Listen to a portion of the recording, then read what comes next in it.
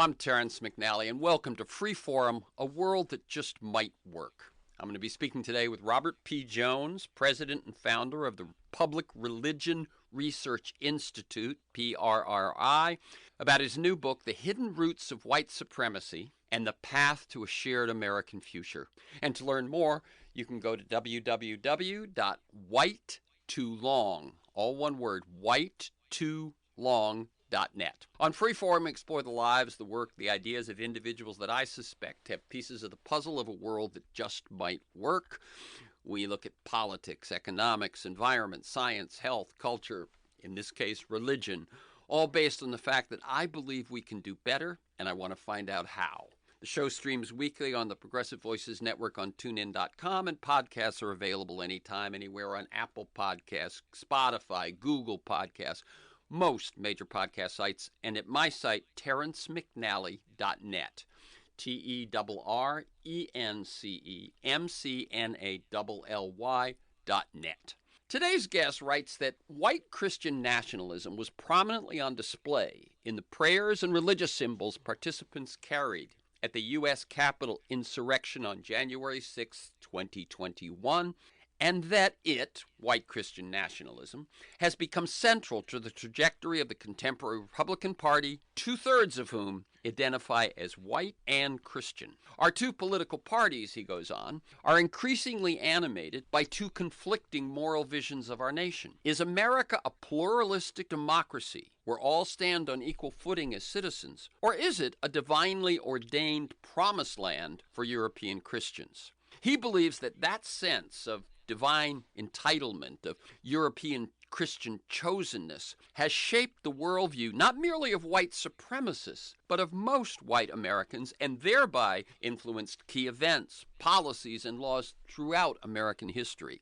The last time a Democratic presidential candidate won the majority of white voters was in 1964, a year before Lyndon B. Johnson signed into law the Voting Rights Act. To reckon with our treatment of the indigenous and the enslaved, Jones concludes the question that must illuminate the path forward for us and our children is, how can we meaningfully respond to being beneficiaries of a crime so plain it cannot be denied and so large it can never be fully righted? In his latest book, Robert P. Jones contends that to examine the origins of white supremacy in America, we need to look not just as far back as 1619, the arrival of slavery on our shores, but to 1493, the year Pope Alexander VI issued the Doctrine of Discovery, declaring that God had designated all territory not already inhabited or controlled by Christians to be claimed and exploited by Christians as their new promised land. He shows how the enslavement of Africans was not America's original sin, but rather the continuation of acts of genocide and dispossession flowing from the first European contact with Native Americans. This reframing of American origins explains how the founders of the United States could build the philosophical framework for a democratic society on a foundation of mass racial violence, and why this paradox survives today in the form of white Christian nationalism. Finally, through the stories of individuals and communities navigating America's racial contradictions, he entertains the possibility of a new American future in which we may ultimately fulfill the promise of a multiracial democracy. Robert P. Jones is president and founder of the Public Religion Research Institute and co-chairs the National Steering Committee for the Religion and Politics section at the American Academy of Religion. He holds a Ph.D. in religion from Emory University, and prior to founding PRRI, he worked at several think tanks in D.C. and was assistant professor of religious studies at Missouri State University. He writes a weekly newsletter at www.whitetolong.net, and his books include White Too Long, The Legacy of White Supremacy in American Christianity, The End of White Christian America, and his latest, The Hidden Roots of White Supremacy and the Path to a Shared American Future. Welcome, Robert Jones, to Freeforum, a world that just might work. Oh, thanks so much. I'm thrilled to be here. Great. And let me tell listeners, we're recording this conversation Thursday, January 4th. I like listeners to get a feel for the people behind the work and the ideas that we talk about. So can you tell us, in your words, a bit about how you see your path to the life you lead, the work you do. And feel free to go way back.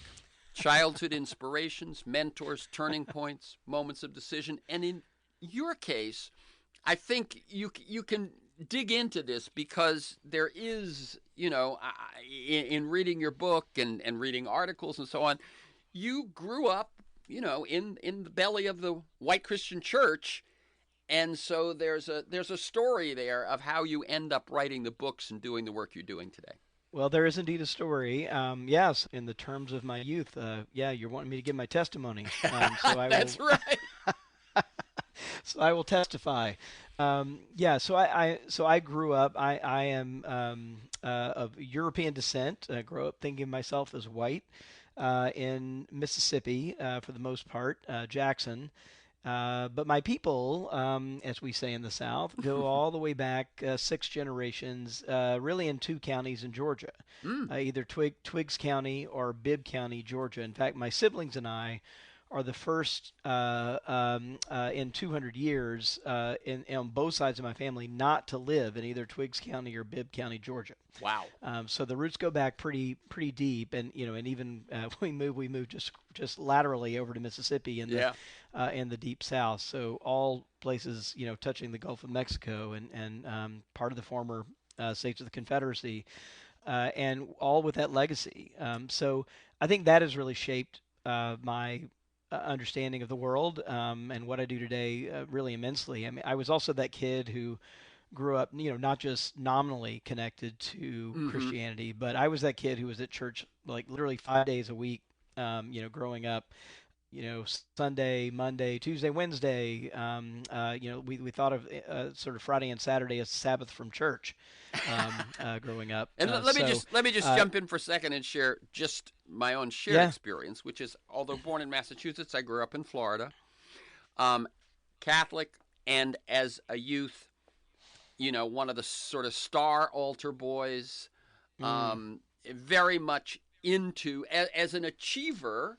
Going to a Catholic school and belonging to a Catholic parish, I was pretty intensely into the rites, the rituals, the roles of being a young Catholic boy. Well, it sounds very similar. Yeah, just the Southern Baptist version of that, right? So yeah, leader in the youth group. That was very much a part of my life. I did go to public school in Jackson, Mississippi, which was finally integrated when I was in third grade. So we're going to kind of pause on that for a moment to kind of tell you about that, because it tells you something about the milieu that I grew up in. Brown v. Board of Education is 1954. It's not till 1976 that the Jackson public school system actually got around to integrating my elementary school. So I was in third grade in 1976. I'll jump in again quickly. Yeah. Both of the high schools that I went to, my grade school, my 1 through 8 as it was not integrated. But both of the high schools I attended, one in Jacksonville freshman sophomore year and one in Cocoa, Florida, junior senior, both were integrated in that would be 63 and 64. While I was attending them. And in my case, you can share your case, schools of one of about 2,500, one of about 1,500, integrated with 8 black students. Yeah, in my case, it was more substantive than that. So when it did happen, it happened so where I think at first year it may have been something like 30% African Americans. But by the time I got in high school, our schools were essentially 50-50. But again, so here we are in an integrated high school that's about 50% black and 50% white, and those were basically the two racial ethnic groups there. But yet, who was my high school mascot? My high school mascot was a Confederate colonel, Colonel Reb. So we modeled our high school after the University of Mississippi, the Ole Miss Rebels, and so that's who our mascot was. Right. So band played Dixie. The cheerleaders ran up and down the field with a Confederate flag whenever the football team scored a touchdown. I mean, that was kind of the milieu, even though the school was integrated. And so I grew up kind of in that environment where these legacies and living forms of white supremacy were still very prominent And where the church that I grew up with was very much a part of that white supremacist world, and yet never and really never talked about any of these issues. And I think it was that dissonance that as I've gotten older, a lot of, I mean, really the last three books I've worked on have all been about trying to unravel this question of, the Christian church, white Christian churches were so enmeshed in this project of protecting white supremacy that it's a real question. Where does religiosity, Mm. can you even disentangle religiosity from that project of white supremacy in white Christian churches? And so it's really been about this journey. I'm a religion scholar, a sociologist by training, so really using those tools is a very personal project for me. It's like, is there a way to think about where Christian faith ends and white supremacy begins, or are they just, impossibly intertwined? Yeah, and one thing that struck me was that you say that the dissonance was occurring to you in your teen years, let's say, and then you get a master's of divinity and a divinity PhD. What's your thinking, and how is it evolving in that period? Yeah, well, it was all very late, and very, very gradual. Like I said, like I didn't feel a lot of dissonance between going to church on Sunday, and getting in my car that had our school mascot and a rebel flag on the front of it. Yeah. By the On way, I Monday, have to say, right? my Catholic high school, the mascot was the Crusaders. Yeah, right. So I mean, different era. I mean, they pointing to a different historical era, but Yeah. the same wrongness. Yeah, that's right. Yeah, violence, colonialization, Yeah. right? Colonization, right there. So it was in seminary that I finally had a Baptist history professor that gave me the straight story about what our denomination, about the genesis story of our denomination. So the Southern Baptist Convention, that's the evangelical denomination which I grew up, which, by the way, is the largest expression of Protestant Christianity in the country still today. Still today, even with all the ruptures and Yeah. upsets that have been going on over the last few years. Yeah, it still has about 14 million members. It's down from 16 million at its peak, but it still is the largest Protestant expression of Christianity in the country today. But he finally, so I always thought innocently that the word Southern and Southern Baptist just meant a compass point, right? Right. We were in the South, Geography. they were in the North, we were in the South, and that's why we're called Southern Baptists. And it wasn't until I was in my early 20s that I finally had a history professor that said, "Oh, actually, here's the story." And it was, absolutely that that word Southern was in 1845. It was actually predates the Civil War. That the Baptists in the South declared themselves to be separate because they wanted to be able to appoint ministers who were enslavers. And so the entire point of making a new denomination was to make it a place where enslaving others on the basis of the color of their skin could be considered to be compatible with Christianity and the gospel message. Right. And when you say that it is the largest denomination, you aren't saying Baptist, you're saying Southern Baptist. Yeah, just right? the Southern Baptist Convention is it itself is so Remains that so the that largest. so if you think about that, right, that means that this denomination that has that as its pedigree and that as its genesis story is today the largest expression Right.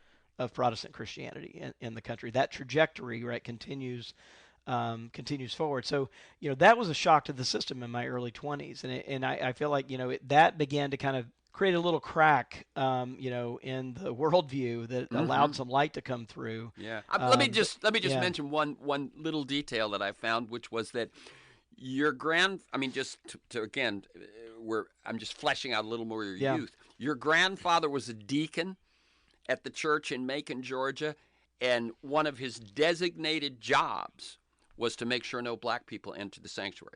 Yeah, that's right. I mean, this is, you're talking about that period, the early 1960s. This is, when the civil rights movement was beginning to really get off the ground. And part of, one of the, they were talking about, parks and swimming pools and libraries and other places that were segregated. But the other places that many civil rights organizers realized early on was really important was places of worship Sure. that were the most segregated places as well.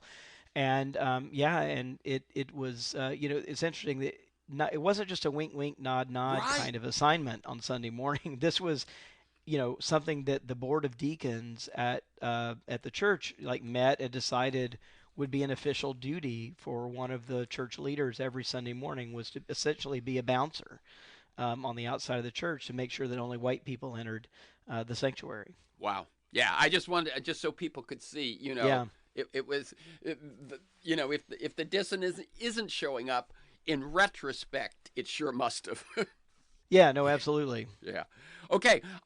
Before we jump into the book, so you're at seminary. There's an inkling, and then how does that evolve to where you end up writing the types of books you write, and how long is that gap from, your first kind of the shade being pulled back, if you will, Yeah. to you finally saying I've got to write about this and taking that on.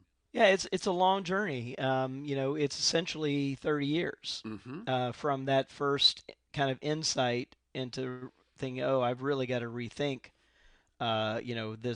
this world that I've kind of grown up in and kind of an inheritant of, and it really does take about 30 years. It takes, we're seminary, and I think I was at Emory University for graduate school, doing my PhD there, and I think there also what really opened it up for me was reading the works of Black Christians, Mm. right, who had very pointed things to say about white Christians that I had never read before. Just a couple of examples.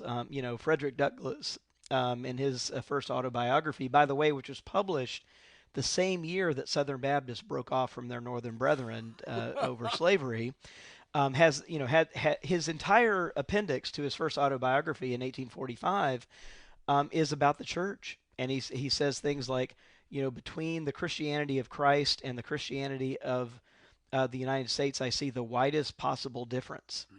And he goes on to say, like the church bells and the slave auction bells chime together. We've had Bibles, slaves sold to raise money to send Bibles, Mm. to other parts of the world, and just kind of goes on to cite, the immense contradictions and cruelty justified by Christianity there. Martin Luther King, letter from Birmingham jail, which again I didn't read until my late 20s. Sure. Um, uh, you know, Talks about in Birmingham. I mean, his target there is not the racists who are spitting and throwing bricks. His target for that letter is the kind of self-understood respectable moderates, Mm-hmm. right, in Birmingham, and he just asked incredulously in that letter, so eloquently, like, who are these people? Who is their God? And he's talking about their big, expensive religious education buildings and their high spires in the Birmingham skyline, and yet they're nowhere on the fundamental question of justice for African Americans there. And he has this line that I think has stayed with me since then, where he says, like, he talks about these people who are sitting safely behind the anesthetizing Oh yes. power of stained glass windows. Yes.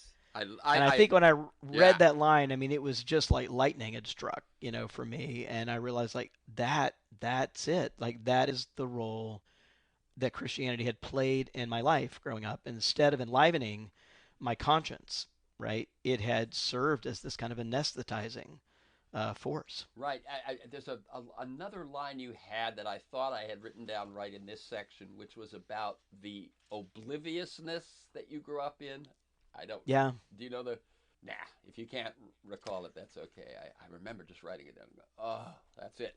Okay. So you're reading people, you're awakening, and there's this slow, gradual process. Now, there's a point that I mentioned in the bio where you're working in think tanks in D.C. Is this outside of sort of the whole religious arena? It was connected. So I spent a year and a half where I was the founding director at this enterprise called the Center for uh, Religion and Public Life at People for the American Way Foundation, which was Norman Lear's, the late Norman Lear's organization. Sure.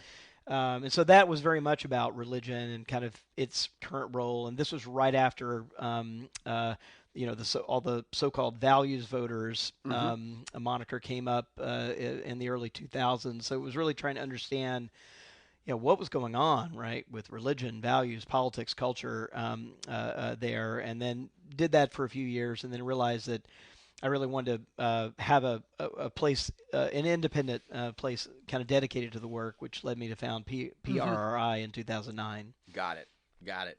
Oh, I did find a line. You had said, "For most of my life, the enchanting power of the Christian doctrine of discovery has endowed me with a comfortable obliviousness."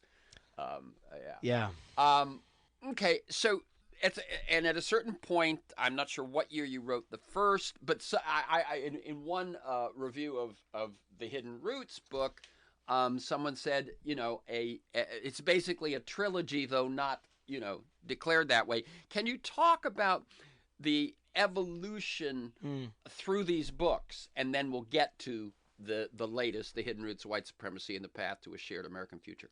Yeah, of course. I think that's right. I always wish I was the kind of person who could think, okay, here's what I'm going to do for the next decade, Sure. and kind of line it all out. So I think it's right to think about these books as kind of an arc. There's 3 books, kind of an arc together, and kind of in retrospect, I think it's legitimate to talk about them as kind of a trilogy. But I think they just, I kind of stumbled my way there. Right, you didn't have the confidence or the ambition to call it a trilogy. Yeah, or the vision, right? To call it a trilogy. I think that's right. So, but the first book it was called The End of White Christian America. It came out in 2016, and that book was really my looking at demographics. So I really had my sociology hat on for that book, and I was realizing that we had crossed a very significant threshold in American history that nobody was talking about that much, and that is that we had moved. Really, in just the first couple of decades of the 20th century, or sorry, the 21st century, so from 2000 forward, we had moved from being a majority white Christian country, which had been kind of the default demographic reality in the country for almost history, one that was no longer a majority white Christian country. So we had gone through this sea change in the country that we really weren't talking about that much, and hadn't been recognized that it really changed the kind of cultural and demographic realities in the country, that we had moved just in the first 2 decades of the 21st century from being a country that was a majority white and Christian to one that was no longer a majority white Christian country. And so just to give you the numbers, we kind of go back to even beginning of when Barack Obama, our first black president, was running for president. The country was 54% white and Christian.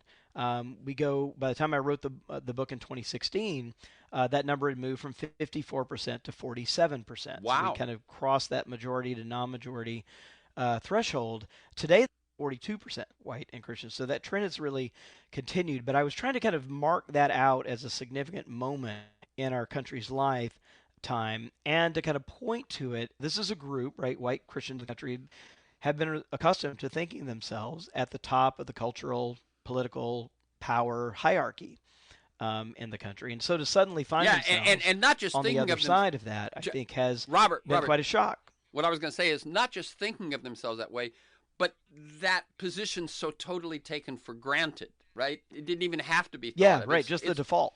It was the default. It was their identity. It was the identity of America. Yeah, that's right. And so, and I wrote that book actually using data that was pre the emergence of, that book doesn't mention Donald Trump. So it comes out before he's really on the scene there. But I do think it describes the stage fairly well that he walked onto. Now, I saw kind of dynamics he was able to manipulate. Right. An article that I read said, that book was overly optimistic or premature. I'm reminded of the book that came out, in the 2000s, the emerging democratic majority kind of thing, and it was like a demographic inevitability that the right was a lost cause. And how do you respond to someone saying that book was ahead of its reality? Yeah, no, I certainly have gotten a few snarky emails about that. I have to say. So here's the interesting thing, and it's a little bit of a paradox because on the one hand, the numbers have continued. That trend has continued, right? So again, when I wrote the book, what I was tracking was the decline of the percentage of white Christians in the country from 54% in 2008 down to 47% in Yeah, 2015. That number today, though, is down to 42 right, percent, right? And there's no group that has declined more than white evangelical Protestants, the group that's like the loudest and most prominent in news right. reports or the most prominent supporters of Trump. But they have declined over that same time period from being nearly a quarter of the population down to only 13.6% of the population And who's today. the they in that? That's white evangelical Protestants, right? That Wow. that that group that I grew up in, Yes. that the Southern Baptists are most representative of.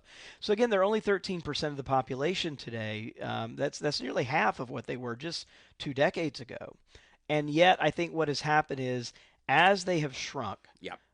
they've gotten shriller, more extreme, and just louder, Yeah. right? Well, a couple of things. I mean, and this is exactly what you're saying, but it's kind of that cornered animal Yeah, syndrome, right? That when survival suddenly you look up and survival in quotes is threatened, you change. You become more aggressive. You become more hostile. You become more desperate, and so on. And what's interesting is it links to, and I don't know, we won't have time to track that, but it links to the Republican Party's, I call it sort of their exploitation of some of the weaknesses of the Constitution to produce minority rule, so that 13% has an inordinate impact on the Republican Party, and the Republican Party has a disproportionate effect on America and its policies. that's all exactly right. And I think it's also worth just one addendum I'd add to that is that white Christians in the South have been very comfortable with minority rule as, You're as a right. principle, right? I think we often Yes. think, oh, they're abandoning democratic principles, but like we got to remember that I mean that was the entire Jim Crow project. Yes. Was protecting the minority rule of white Christians in the South, and they're carrying that forward into national politics today. You know, it's funny. You made me laugh when you said it because I talk about minority rule all the time, and I'd forgotten that. Yeah, I grew up in it. Yeah, Wow.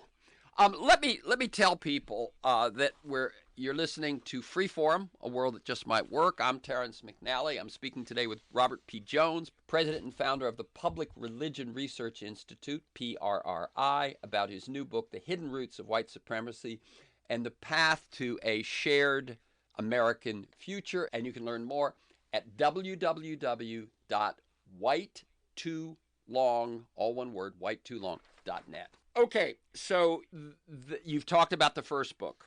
yes. That's 2016. The second book in this, kind of retrospective trilogy, is a book called that I call White Too Long, and the subtitle of that one is The Legacy of White Supremacy in American Christianity. So if the first book is kind of a demographic book where I'm really am wearing there's lots of charts and graphs and numbers in that book, tracing the kind of demographic shifts in the country. This next book is really part memoir, really, to kind of still has, I think, some good social science in it, but it's also really my taking those insights and like saying, okay, well, how does this connect to my kind of personal family life? So I actually Mm, do some genealogy and take it back, and the and connect it to this history where, for example, I have a family Bible handed down on my mother's side that was printed in 1815, mm. and it tells the story in the genealogical pages in between the Old and New Testament, and it's got the about 3 or 4 generations of her family, my mother's side of the family, there that tells a story of it's the first family that actually comes down from Virginia to Georgia in the early 1800s. There's free land available if you're people of European descent, because at that time Georgia is forcibly removing the Cherokee Indians from the territory, and making that land available in neat little rectangles of 200 acres for people of European. descent, and my family's one of the groups that come down with that, and that's all kind of recorded in this family Bible. And so, but I kind of take that and think, okay, here's this family Bible's been passed down and valued as kind of this treasured family artifact and part of who we are. But really, again, without much interrogation of how that's all wrapped up, of course, with enslaving people, right? So I also have a estate settlement from my sixth great uncle who lines out all the kind of issues in their household, beds, Mm-hmm. sheep, and in the middle of all those goods are listed for human beings with Mm-hmm. dollar amounts Mm-hmm. out beside them. And this is the same family, right? This treasuring this Bible and this Christian identity, Sure. This right? is the And Bible. yeah, and at the same time enslaving others and seeing no contradiction between those two things. And so it really is my exploration of that journey.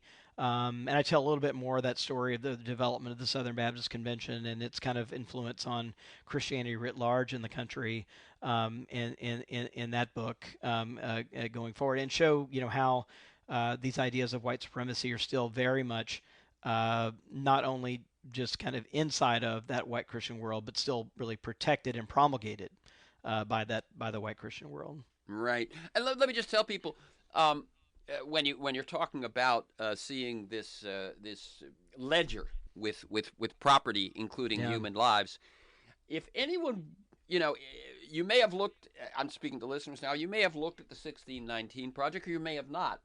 But one place that you will see this evidence over and over again is Finding Our Roots. Skip Gates, Oh, Henry yeah. Louis Gates of Harvard's show on PBS, which I find a very fascinating show, and one of the places where I go for history, kind of crossed with human interest. It's just, but whenever one of the guests is black and they are tracing their family tree, we end up looking at those documents where and in those cases, those human beings in almost all cases have no names. They are numbered 1, 2, 3, 4, age, sex, and they are property. And you see these ledgers. Yeah, and in my case, they actually were named. I mean that has Oh, a different kind of power to it. There it yes. read like one a woman named Naomi at Oof. $450, Mm, Bird a boy at $150. Like wow. listed in the, and I guess the other thing to say there, just to kind of put a fine point on this, is that my family wasn't the Gone with the Wind strata, right? The patrician Mm-hmm, strata. mm-hmm. You would think of them today as kind of, a little more than subsistence farmers, 200-acre plots and when they added up all of their earthly goods on that ledger, and you convert it to today's dollars, they only added up to about $50,000 of goods in Mm-hmm. today's dollars. So not wealthy, and yet They could afford. those four human beings on that ledger made up 70% of the assets Wow. You know of that their that I earthly goods.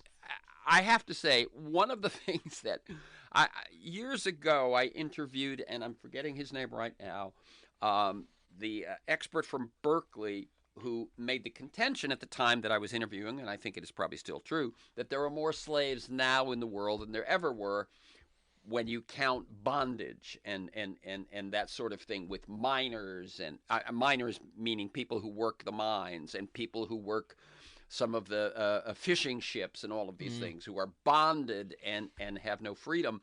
But one of the things he pointed out was that slaves were more valuable then than they are now. Now they are disposable since you do not own them. Mm. But back then, as you point out, this family, 70% of their wealth is in the property of the human beings they own. Yeah. All while Let's going to church on Sunday. exactly. And so then this is the third book. And what was the itch that you scratched? What was the moment when you said, I know what the next one is. I got to sit down and start writing this. Yeah, I think it was just this historical thread that I realized, like, really with White Too Long, I'd gone back deeply into the 19th century, right, pre-Civil War and leading up to Civil War. But there was that moment of my family coming down from Virginia and getting free land in Georgia. I had not written much about that at all, and realizing that, we're having a big conversation, Black Lives Matter and 1619 Project, and around reparations and racial justice, and it's largely a kind of black-white conversation. But there's this whole other conversation that we really have to have that has to include justice toward indigenous people, and how do those stories connect? They're often, when they're told in silos. Here's Native American history over here and African American history over here, but we don't connect them up. And so part of this book was really about taking the historical thread back further, so further back than the 19th century, even further back than 1619, and trying to figure out, like, really going back to first European contact in the Americas and what's going on there that is still with us today. That was the real question I was trying to answer. And let me ask you something where I'm sort of delving into your writing and creative and research process. At the point, you're phrasing this as a question. At the point at which you're wrestling with this, is it still a question, or have you been turned on to the doctrine of discovery and gone, I know how this all fits together now? Or are you actually, you know what I'm saying? Your own process is, it's like, how do these connect? Yeah, no, it's actually quite organic. And I think I knew that I wanted to follow that story further back, but at the time, I did not have the doctrine of discovery, for example, in the center of the field of view. Mm-hmm. It was only by reading some like Native American scholars like Vine Deloria Jr. Wrote "Custer Died for Your Sins," for example, that like I was like, oh, that's got to be, that really makes it fit together for me, and that's the story that I really need to tell. And it is indeed telling that, here I am. So I've got a PhD in religion from a pretty top university in the country. I've got a Master of Divinity. I can't tell you how many religious history classes I've taken over the course of years. And you've written two books. And I've written 2 books, and yet this idea of the doctrine of discovery and its centrality that is haunting us today isn't firmly in view for me. So it really was about, in many ways, I think that's partly what this book is about. It's writing the book I needed to write to get clarity myself. Yes. So let me just give people the shape of the book, because we've taken our time to get to it, which is not unintentional. I often say I have conversations with people, not with books, and so that's great. That's what we've been doing.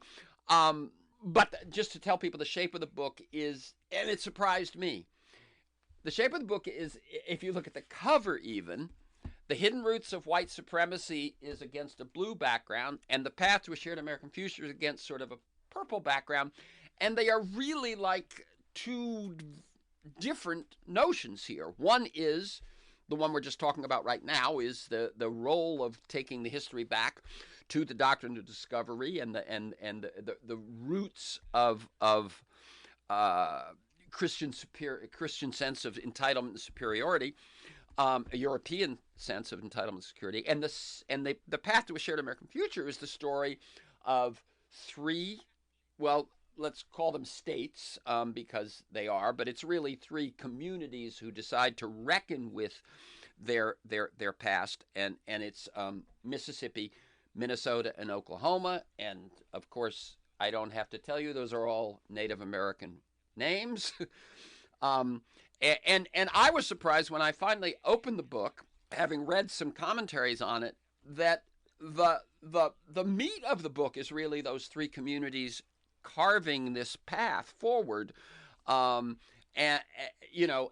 Because when you read commentaries about the book, it's mostly about the doctrine of discovery. And I understand why that is, because as for you, this discovery of the doctrine of discovery and its central role is kind of the headline here. So I assume that it's new to many. I was aware, prior to preparing for this, that the church justified conquest by Europeans of non-Europeans, but knew little beyond that. So can you tell that story of how this doctrine emerges, and its timing is so crucial and obvious, and then kind of the meaning and how it has stuck with us ever since? Yeah, great. So essentially, the doctrine of discovery is, a name that's given to describe a collection of papal bulls. These are like official letters written from the Vatican by sitting popes. They are often written to in response to queries or to settle disputes, and these are like official rulings Doctrine. by the Yeah. Pope. Yeah. So one of the things that's happening in the latter half of the 15th century, so from 1452 to 1493, is the Pope is getting a series of queries from the European powers that be because they have stumbled upon these lands that they did not know existed, Yeah. right, in the Americas. And the fundamental question that the Pope is getting is like essentially, well, who has the right to interact with these people? Who has the right to occupy these lands? What rights do these people have that we're bound to respect? And it caused a kind of worldview crisis because there's literally a continent filled with people, or continents filled with people that just literally aren't on the map in any way, and it causes a theological crisis. Right, and so they appeal to the closest thing to international law that there is at the time in Western Europe, and that is the Western Roman Catholic Church. And by the way, I think it's worth emphasizing that point that you just made, which is that nowadays we go, oh, the Pope said so and so. That's on page 8 of the paper, yeah, right? But back then, they were the UN, or they were the yeah. right? Yeah. No, that's right. That's the importance of it. I mean, they are the court of appeals, right? To kind of often to political disputes, and so they appeal and they ask this question like, so what rights do these people have that we have to respect, and what who gets to go where, and essentially these series of documents are answering that question. And I should also say this, that this is all sort of in the Catholic world, but at the time, this is the 15th century. There are no Protestants in the world, right? This is before the Catholic Protestant split. Right. There are no Anglicans in the world. This is before the Church of England splits. So the entire Western Europe is essentially Catholic. So this is a kind of unified authority that's given out by the Vatican. But essentially, you could read these documents. They're up at a great website called the doctrineofdiscovery.org. You can read them in Latin. You can read them in English.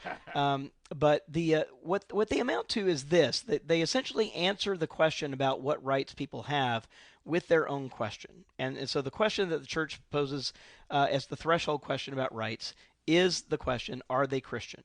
And if the answer to that is no, and of course they knew the answer to that question, then a bunch of other things follow. And that is, the Church then very clearly gives rights to occupy the land, to take their goods, and even spells out, this phrase that's just been seared in my brain now, and to submit their persons to perpetual slavery, right? That's just in the documents itself from the Church, giving permission to the kind of European colonial powers to essentially go at it. And the other thing it kind of does is it plays referee between Spain and Portugal and draws a line and says, okay, from this line over, you Portugal can go at it, and from this line over, you Spain can go at it. Don't interfere with each other, but you have within these realms to go, and that's really the moral compass, right, for the entire colonial project. Is kind of set there in these documents. And the last one is that's the most relevant for the American context is one in 1493 that you mentioned at the beginning of Right. of our conversation, and that date's significant, right? Because it's not 1492, Right. the year we all learned that Columbus sailed the ocean blue, but it's the year he goes back. And so what he goes back to ask for is more ships, more priests, more soldiers, and he asks for a moral mandate for the colonial project that he wants to embark on, and that's what he gets from the Church. Right. And as you point out, what the Church is doing there is it's unleashing a synergy between economic interests and missionary zeal. Right. Yeah. Yeah, and let's not forget that the economic interests were on both sides of the ledger. It wasn't that the state had economic interests and the church had spiritual ones. The church had economic interests at stake here too, with property, owning slaves, like all of that is like also on the. So it's economic really and religious on both sides of the ledger. Yeah. Now, as we said already, Robbie has a great background in lots of things, and this is the importance of this and the scope of it and the definitive nature of it in a way is a wake-up call.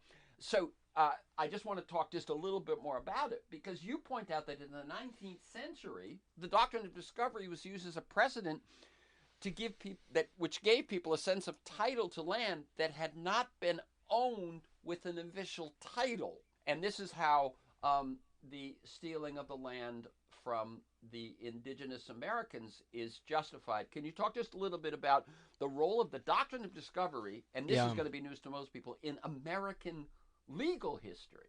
Yeah, that's right. And one image I want to just briefly mention is, we've all seen these paintings of, the kind of Columbus or Hernando de Soto, where they are like landing on the shore from the ocean or at the side of a river. And what we'll see in those paintings is the planting of a flag and usually the erection of a cross, right, in those paintings. And they're often kneeling in prayer, or there's a kind of religious document being read.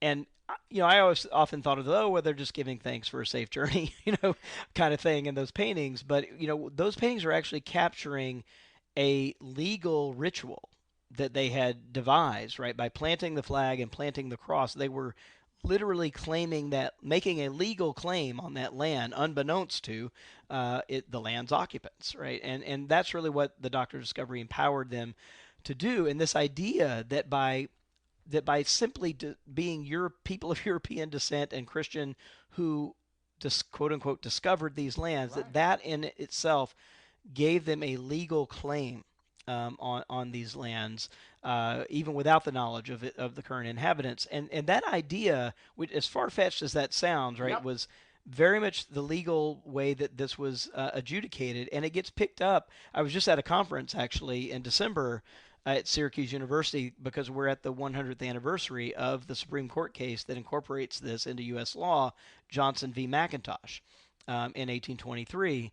And it essentially just refers straight back to this idea from the Doctrine of Discovery that if they laid claim to this and they had the authority of the church to do this, the Supreme Court opinion literally says this right has been asserted, it has not been questioned, and at this point in 1823, it's really beyond reconsideration. It just is the reality of the law of land. And, right. So and this is, if I'm not mistaken, this is 3.5 centuries after the Pope makes this. Comes out with this doctrine. American Supreme Court is still leaning on it, if you will, and using it to justify the homesteaders and that sort of thing. We don't have to go into all sorts of things, but there's that crazy thing that Ruth Bader Ginsburg kind of refers to the Doctrine of Discovery in a case. Just quickly tell that one, because it blew my mind.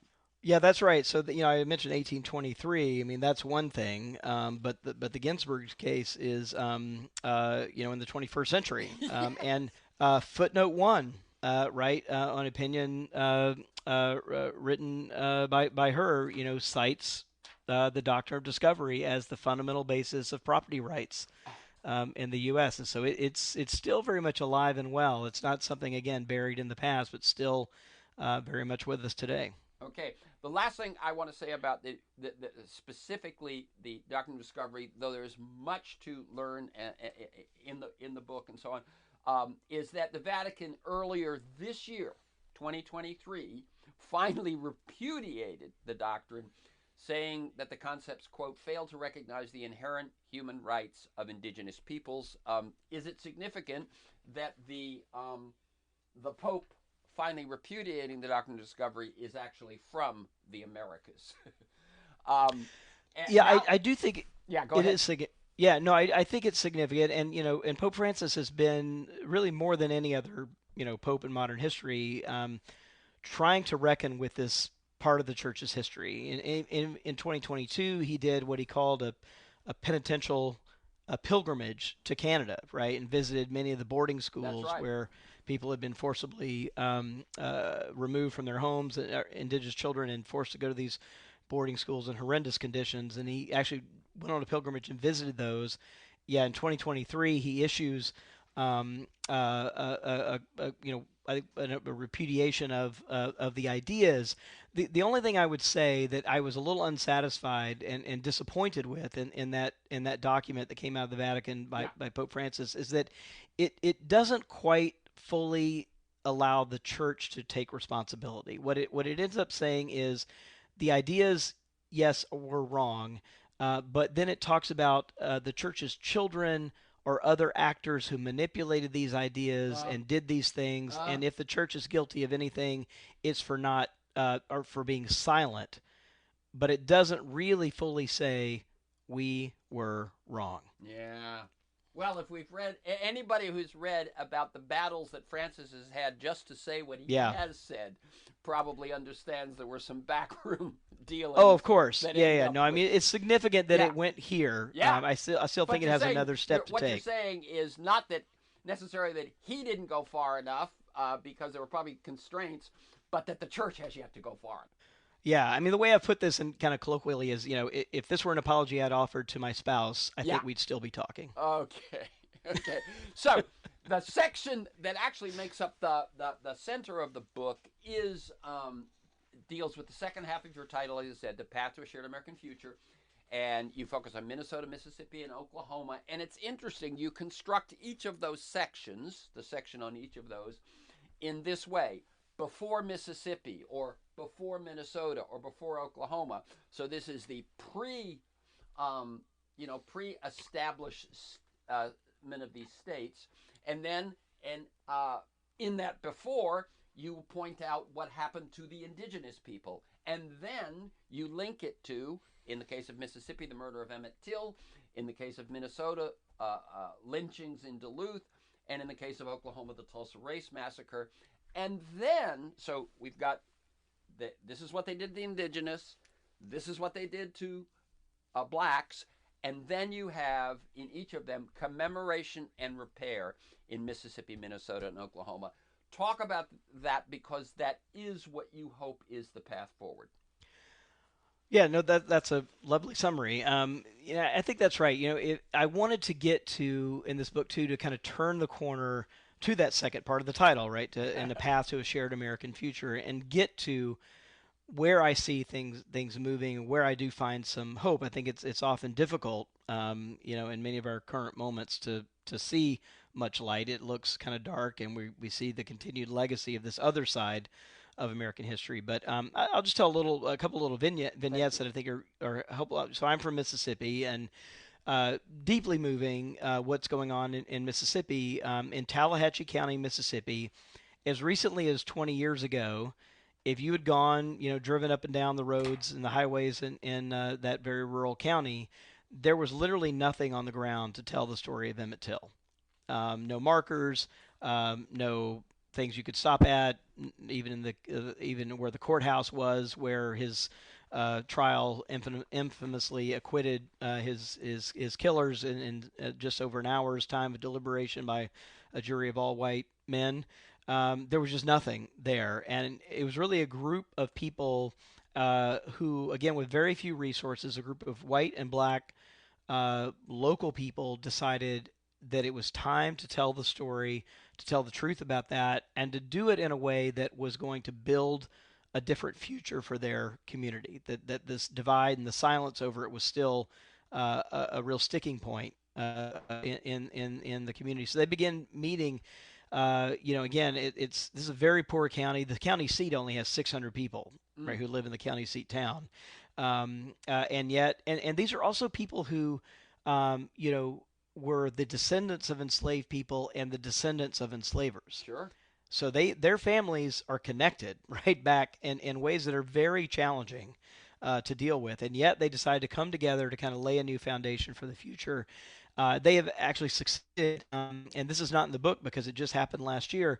Their efforts over 20 years have now borne fruit in that there is now going to be a new national monument, and so not just local markers in telling the story, but a new national monument that's going to be jointly in Chicago, where Emmett Till was from, and in Tallahatchie County, Mississippi, where he was killed.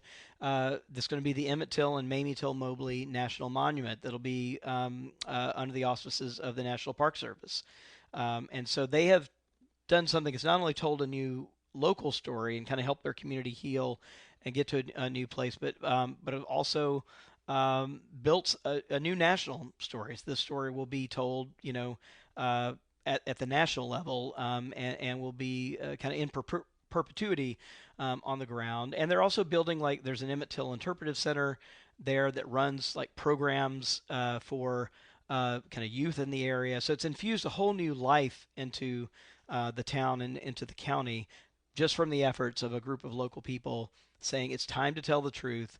It's time to kind of think about how we can repair this damage and move forward together. Okay, and I just want to read. I'm going to read 3 quotes, and then I'm going to give you the final word. And one of the quotes is from Joe Biden, President Joe Biden, designating that Emmett Till National Monument. We can't just choose to learn what we want to know. We have to learn what we should know. We should know about our country. We should know everything, the good, the bad, the truth of who we are as a nation. That's what great nations do. And we are a great nation, and then we got a hell of a long way to go. That's Joe Biden. This is James Baldwin. All that can save you now is your confrontation with your own history, which is not your past, but your present. Your history has led you to this moment, and you can only begin to change yourself by looking at what you are doing in the name of your history. And then Robert P. Jones, there's a kind of liberation, freedom, and growth that can come from facing this history and moving somewhere better together. That's the invitation. Robert P. Jones, a final word, and I hope that people will find this book. As much as the Doctrine of Discovery will be a revelation to you, show in this moment of, confrontation and polarization and so on, will be the examples that Robbie gives of people changing the path we've been on to a path forward. Oh, well, I love that you brought James Baldwin in here at the end. He's been one of those people. I mentioned Frederick Douglass and Martin Luther King Jr., Howard Thurman, others, but Baldwin has been an immense influence on kind of my journey here. And I'll end with a kind of a quote from him. When he was asked in very challenging times, what he hoped for, where he finds hope, and he would often say, yes, things are really challenging. They're very complicated. This is very tough history that we've inherited.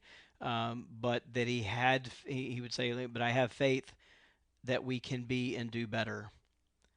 And he would leave it at that. And I think that that's in many ways where I am at too. And those stories of hope from Minnesota, from Mississippi, and from Oklahoma, I think have left me with that place too, that, if these folks can do this on the ground in very difficult places, it gives me some hope that we as a country can also that we can be and do better. Yeah, that there is a future, and it's a better future. Yeah. Okay, let me tell people, I really appreciate this, and I appreciate what I learned in the book as well. The book is The Hidden Roots of White Supremacy, and a shared path, and the path to a shared American future. You can learn more at whitetolong.net, whitetolong, and it needs the www in front of it for some reason, but www.whitetolong.net. For this conversation and many other interviews and articles, to join me in pursuit of a world that just might work, you can go to TerrenceMcNally.net, TerrenceMcNally.net, or a world that just might work.com. They're the same website. If you want to get my weekly email telling you who's going to be on, what we're going to talk about, and links to probably 10 or 15 articles, relevant, timely, and so on, email me at TeMcNally at mac.com, or you can sign up at my website. And you can also subscribe and listen to the Freeform podcast on Apple Podcasts and most of those other major podcast sites. Archives include Michael Lewis, Naomi Klein, Bill McKibben, Van Jones, Connie Rice, Greg Boyle. You can also follow me on Twitter at McNally Terrence. I guess I have to call it X now. Thanks to Kiana Williams in production, George Vasilopoulos at Progressive Voices, and finally you, my listeners, please share this podcast widely. And thank you, Robert P. Jones. Keep up your good work. Oh, thank you. Really enjoyed the conversation. Super.